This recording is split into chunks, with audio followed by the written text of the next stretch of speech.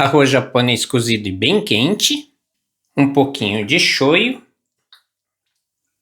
um pouco de óleo de gergelim torrado, misturar bem. Plástico filme.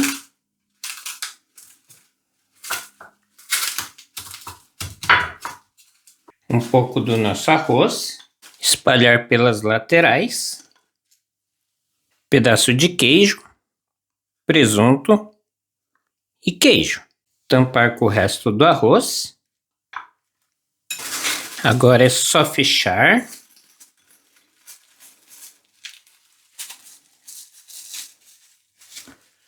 E moldar. Vocês podem fazer redondo ou triângulo. Agora é só tirar do plástico e acabar de moldar com a mão. É só fazer assim com a mão e ir moldando.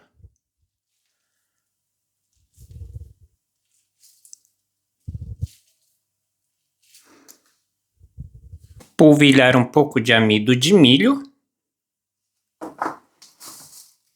Do outro lado também.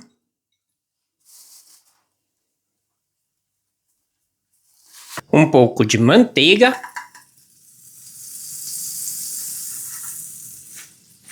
Colocar o nosso onigiri.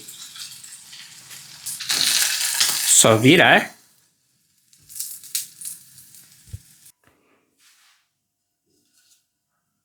E aqui temos um onigiri crocante por fora e macio por dentro.